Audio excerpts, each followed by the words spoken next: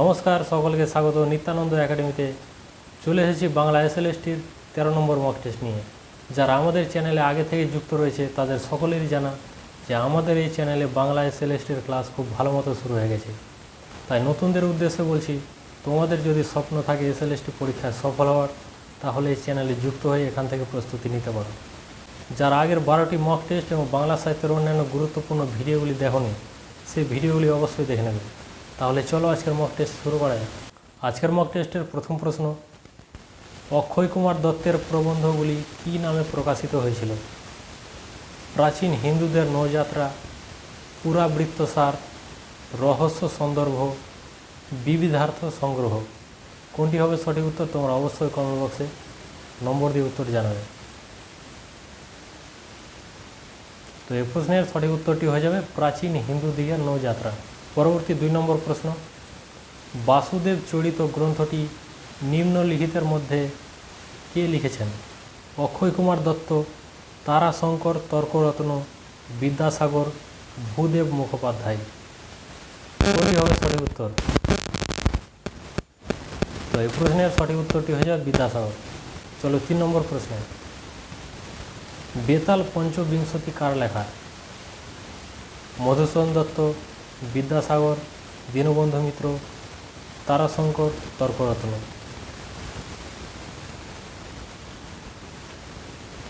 কোনটি হবে এই প্রশ্নের সঠিক উত্তর? তো এই প্রশ্নের সঠিক উত্তরটি হয়ে যাবে বিদ্যাসাগর।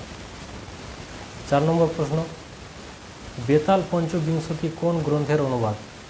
বেতাল ভট্ট, প্রহেলিকা পদাবলী, সুর সারাবলী, বৈতাল পঁচিশি।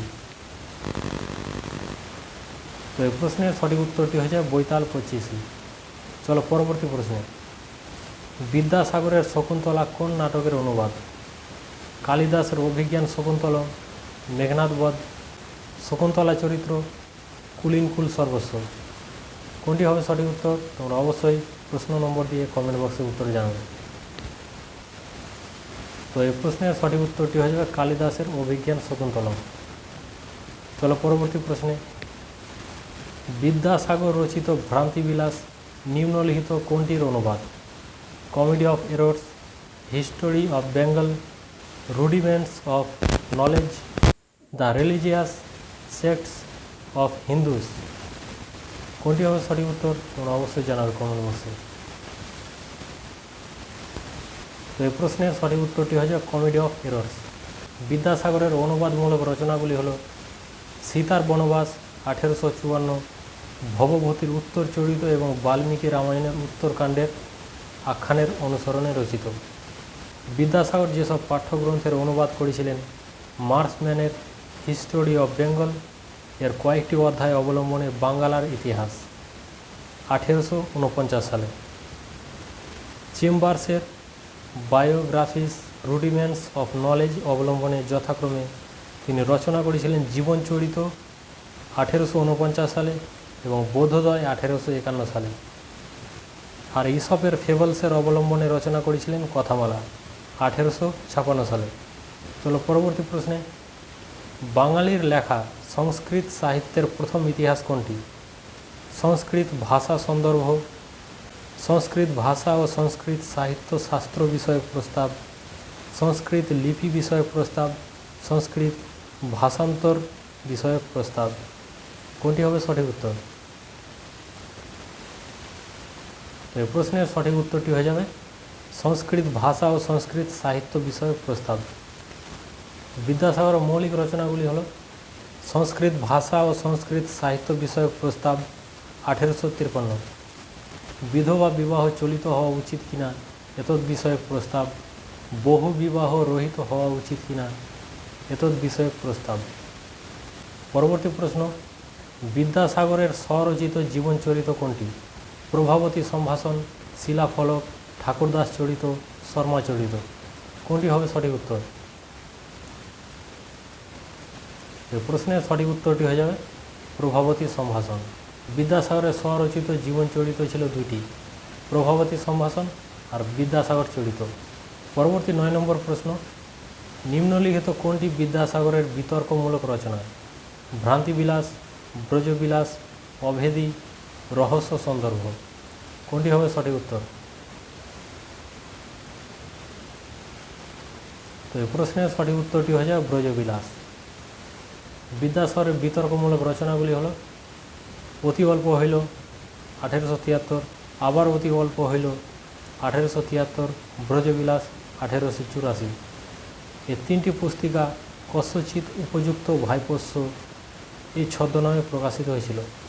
পরবর্তী 10 নম্বর প্রশ্ন, বিদ্যাসাগরের বিতর্কমূলক রচনা রত্ন পরীক্ষা কোন ছদ্মনামে প্রকাশিত হয়েছিল? কস্যচিৎ উপযুক্ত ভাইপোষ্য, রুদ্রমাণিক্য, সুক্তির রত্নহার, কস্যচিৎ উপযুক্ত ভাইপো সহচরস্য। তো এই প্রশ্নের সঠিক উত্তরটি হয়ে যাবে কস্যচিৎ উপযুক্ত ভাইপো সহচরস্য।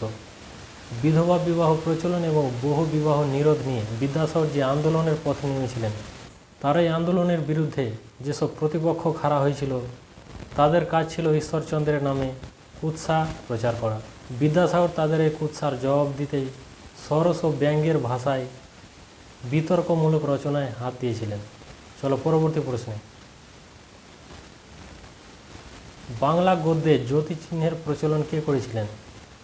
মধুসূদন দত্ত, ঈশ্বরগুপ্ত, বিদ্যাসাগর, রবীন্দ্রনাথ। কোনটি হবে সঠিক উত্তর? তো এই প্রশ্নের সঠিক উত্তরটি হচ্ছে বিদ্যাসাগর। পরবর্তী 12 নম্বর প্রশ্ন, নিম্নলিখিত কোনটি তারাশঙ্কর তর্করত্নের গদ্যগ্রন্থ? আধ্যাত্মিকা, রামারঞ্জিকা, অলিন্দ বিহারিণী, কাদম্বরী। কোনটি সঠিক উত্তর হবে? তোমরা পারলে কমেন্ট বক্সে উত্তর জানাবে। তো এই প্রশ্নের সঠিক উত্তরটি হয়ে যাবে কাদম্বরী। চলো পরবর্তী প্রশ্নে। তারাশঙ্কর তর্করত্নের কাদম্বরী গদ্য গ্রন্থটি কোন গ্রন্থের অনুবাদ? বিদ্যাপতির পুরুষ পরীক্ষা, বাণভট্টের কাদম্বরীর, গোবিন্দ দাসের সঙ্গীত মাধব, কাদম্বরী চরিত্র। তো এই প্রশ্নের সঠিক উত্তরটি হয়ে যাবে বাণভট্টের কাদম্বরীর।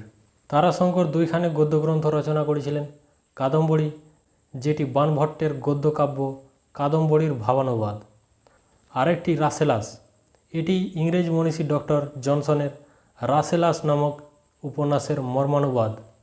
এছাড়াও তার দুটি পুস্তিকা প্রকাশিত হয়েছিল, ভারতবর্ষীয় স্ত্রীগণের বিদ্যাশিক্ষা এবং পশাবলীর নবসংস্করণ। অবশ্য এগুলির বিশেষ খ্যাতি ছিল না। পরবর্তী 14 নম্বর প্রশ্ন, বিষাদ সিন্ধু কার রচনা? ফিরোজ শাহ মেহতা, কালীপ্রসন্ন সিংহ, মীর মোশাররফ হোসেন, ভূদেব মুখোপাধ্যায়। কোনটি হবে সঠিক উত্তর? তো এই প্রশ্নের সঠিক উত্তরটি হয়ে যাবে মীর মোশাররফ হোসেন। পরবর্তী 15 নম্বর প্রশ্ন, বঙ্কিমচন্দ্র প্রকাশিত পত্রিকাটির নাম কি? বঙ্গদর্শন, সবুজপত্র, কেশরী, যুগান্তর। তো প্রশ্নের সঠিক উত্তরটি হয়ে যাবে বঙ্গদর্শন। পরবর্তী 16 নম্বর প্রশ্ন, তত্ত্ববোধিনী পত্রিকার সম্পাদক কে? হরিশচন্দ্র মুখোপাধ্যায়, অক্ষয় কুমার দত্ত, অরবিন্দ ঘোষ, মতিলাল ঘোষ। তো এই প্রশ্নের সঠিক উত্তরটি হয়ে যাবে অক্ষয় কুমার দত্ত। 17 নম্বর প্রশ্ন, সোমপ্রকাশ পত্রিকা কে প্রকাশ করেন? দ্বারকানাথ বিদ্যাভূষণ, শিশির কুমার ঘোষ, দেবেন্দ্রনাথ ঠাকুর, কেশবচন্দ্র সেন। কোনটি হবে সঠিক উত্তর? তো প্রশ্নের সঠিক উত্তরটি হয়ে যাবে দ্বারকানাথ বিদ্যাভূষণ। পণ্ডিত দ্বারকানাথ বিদ্যাভূষণ তার সোমপ্রকাশ পত্রিকাটি 1858 সালে 15 নভেম্বর প্রকাশ করেছিলেন। এ সোমপ্রকাশ পত্রিকাটি ছিল একটি সাপ্তাহিক পত্রিকা। পরবর্তী প্রশ্ন, বিচিত্র প্রবন্ধ কার রচনা? মদন মোহন তর্কালঙ্কার, অক্ষয় কুমার দত্ত, তারাশঙ্কর তর্করত্ন, ভূদেব মুখোপাধ্যায়। কোনটি হবে সঠিক উত্তর? তো এই প্রশ্নের সঠিক উত্তরটি হয়ে যাবে ভূদেব মুখোপাধ্যায়। ভূদেব মুখোপাধ্যায় বিচিত্র প্রবন্ধে তিনি সংস্কৃত সাহিত্য সমালোচনা করেছিলেন। বিচিত্র প্রবন্ধের প্রথম খণ্ড প্রকাশিত হয়েছিল 1895 সালে এবং দ্বিতীয় খণ্ড প্রকাশিত হয়েছিল তার মৃত্যুর পর 1905 সালে। পরবর্তী 19 নম্বর প্রশ্ন, পারিবারিক প্রবন্ধটি কার রচনা? প্যারীচাঁদ মিত্র, অক্ষয় কুমার দত্ত, ভূদেব মুখোপাধ্যায়, মদন মোহন তর্কালঙ্কার। কোনটি হবে সঠিক উত্তর? তো এই প্রশ্নের সঠিক উত্তরটি হচ্ছে ভূদেব মুখোপাধ্যায়। ভূদেব মুখোপাধ্যায়ের আরও দুটি প্রবন্ধ হলো সামাজিক প্রবন্ধ এবং আচার প্রবন্ধ। ভূদেব মুখোপাধ্যায় শিক্ষার সুগমতার জন্য তিনি কিছু পাঠ্যপুস্তক শ্রেণীর কয়েকটি পুস্তক পুস্তিকা লিখেছিলেন, যথা শিক্ষা বিষয়ক প্রস্তাব, প্রাকৃতিক বিজ্ঞান, পুরাবৃত্তসার, ইংল্যান্ডের ইতিহাস, ক্ষেত্রতত্ত্ব, রোমের ইতিহাস, বাঙ্গালের ইতিহাস। পরবর্তী প্রশ্ন, টেকচাঁদ ঠাকুর কার ছদ্মনাম? প্যারীচাঁদ মিত্রের, কালীপ্রসন্ন সিংহের, ভূদেব মুখোপাধ্যায়ের, দীনবন্ধু মিত্রের। কোনটি হবে সঠিক উত্তর? তো এই প্রশ্নের সঠিক উত্তরটি হচ্ছে প্যারীচাঁদ মিত্রের। আজকের মক টেস্টে ঠিক এতটুকুই। দেখা হচ্ছে পরবর্তী মক টেস্টে।